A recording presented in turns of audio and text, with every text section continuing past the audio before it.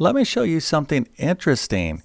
So we have a right triangle here, and inside this right triangle is another right triangle. And we're told that this side right here is 9, and this side right here is 6, and this side right here is 4, and this side right here is x. And what we're supposed to do here is find the distance of x. So that is our question. And you might be studying this diagram and wondering, is there enough information here to solve this problem?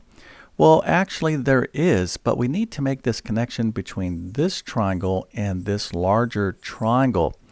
Okay, so hopefully you see what to do here, and if you don't, no big deal. I'm going to walk through the solution step by step. So let's suppose I have a triangle. Matter of fact, I'll just kind of sketch one out like this. And let me go ahead and grab this triangle, and let's make an exact copy of this triangle. Okay, so here are two triangles. They have the exact same shape and size.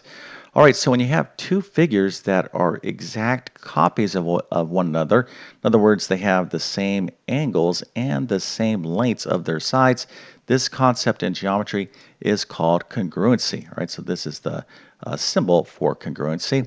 So this is in contrast to a similarity. All right, they are similar, but they are different.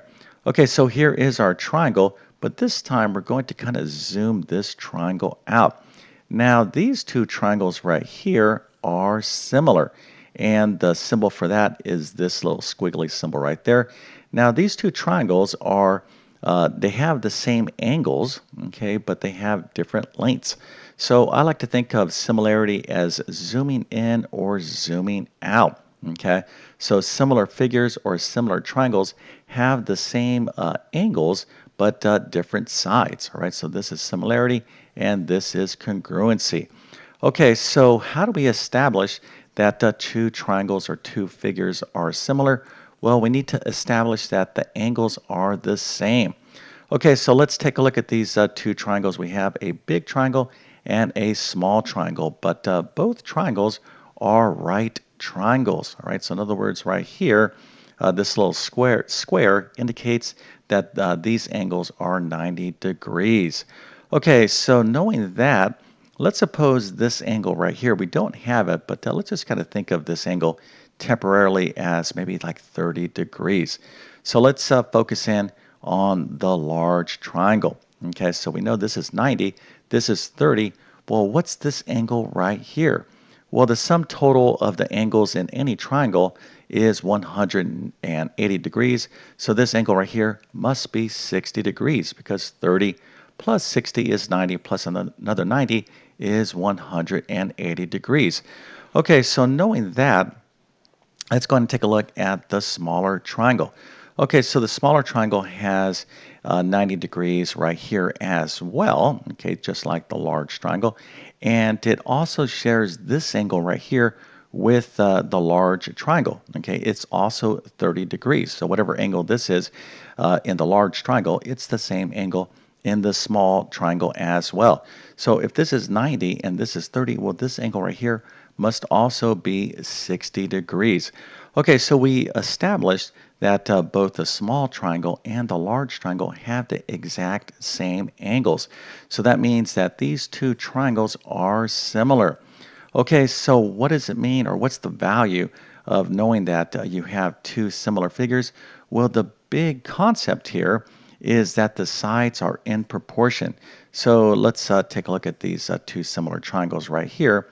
So what it means to have proportionate sides is that if you took this side, and again, these two triangles right here would be similar. If you took this side right here and you divided it by this side, or maybe like the height divided by the base, well, that is going to be the same value or same ratio as if we take the height over here and divide it by the base of this triangle right here. Okay, so similar figures and similar triangles are in proportion. So this is a huge concept to understand in geometry, and we can use this concept to solve for x. Okay, so let's go ahead and get into that part right now. Okay, so once again, we are dealing with similar right triangles, and I just showed you how we can establish that two triangles are similar. Now, in geometry, you learn a lot of theorems and postulates to establish congruency and similarity. But I guess the main concept to remember about similarity is that if you can establish that two figures, whether they be triangles or something else, have the exact same angles, well, they are similar. Okay, so now we can use some algebra to figure out what x is equal to. So what we want to be doing here is comparing the height of the small triangle to its base. So the height of the small triangle is 6, its base is x. Now the height of the large triangle is 9, and its base is x plus 4, right? So it's in this entire length. So this right here is x, this right here is 4, so its entire base is x plus 4. Okay, so we can compare the same sides. In other words, if we can compare the height to the base of each triangle, we will have the same value. So this is what we call a proportion in math. All right, so sometimes it's easier to see these two triangles. You can kind of break them out like this, but here is the height, here is the base of the small triangle, here is the height of the large triangle, and here is the base of the large triangle. Okay, so what we want to do is set up a proportion or two equal fractions. So the height over the base will be equal to the height over the base when you have two similar figures or two similar triangles. All right, so let's go ahead and set this up. And in algebra, it would look like this. All right, so 6 over x is going to be equal to 9 over x plus 4. So anytime you have a sum or difference in algebra, anything that you are adding or subtracting a variable to, go ahead and put parentheses around that, expression. That's really going to help you out. Okay, so now we have this proportion right here, and if we can solve for x, we can actually answer the question. Now, before I get into the algebra to solve this proportion, let's just do a quick review.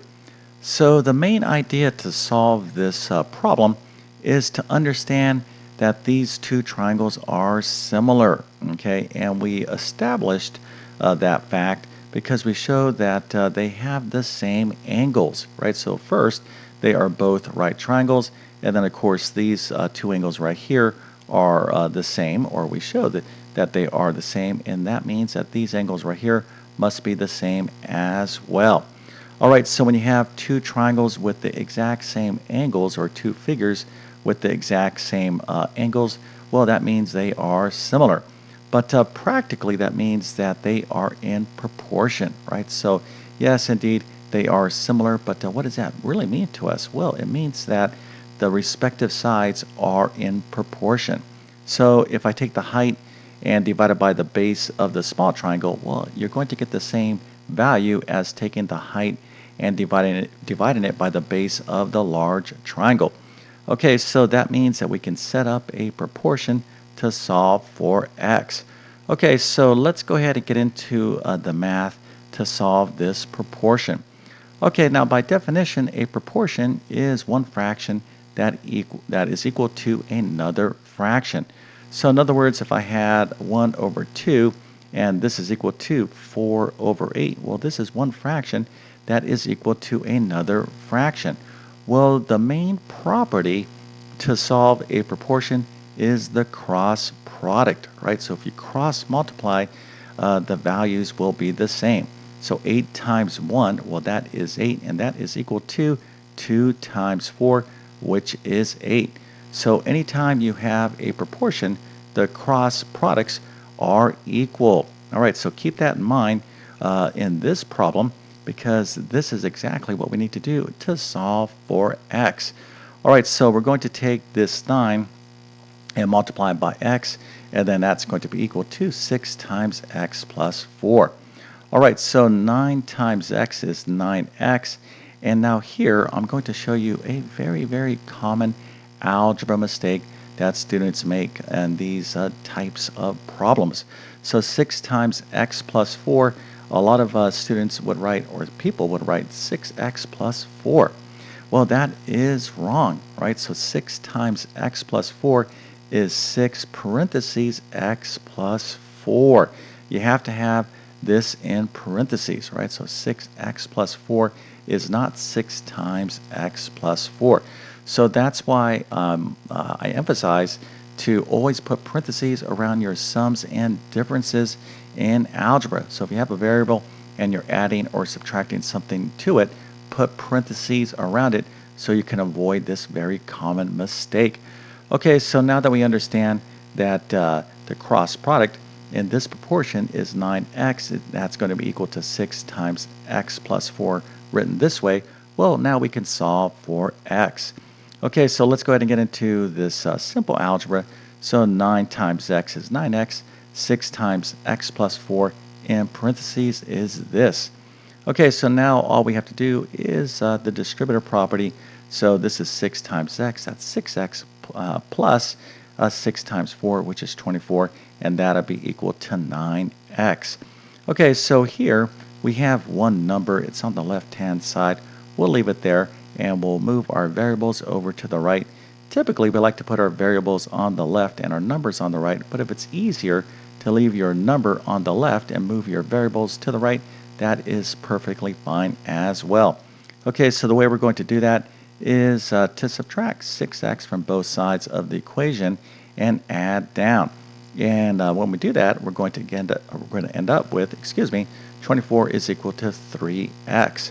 All right, so our final step to solve this equation is to divide both sides of the equation by 3. So 24 divided by 3 is 8, so x is equal to 8, which is the solution to our problem.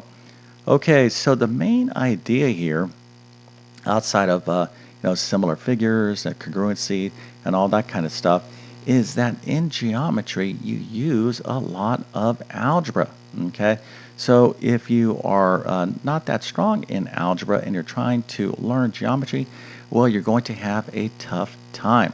So make sure you go back and review or strengthen your algebra skills when you are trying to understand geometry. But beyond that, the only way to really kind of retain and master all of this is, really boils down to practicing. Because if you're like, hey, Mr. YouTube Math Man, I understand what's going on here, no big deal. Well, I think a lot of people, they'll watch me solve a problem and they will understand. But let's say, a few weeks from now or a month, could you actually remember, how to do this problem? Okay, so the only way you're going to remember and retain is by practicing, practicing, practicing.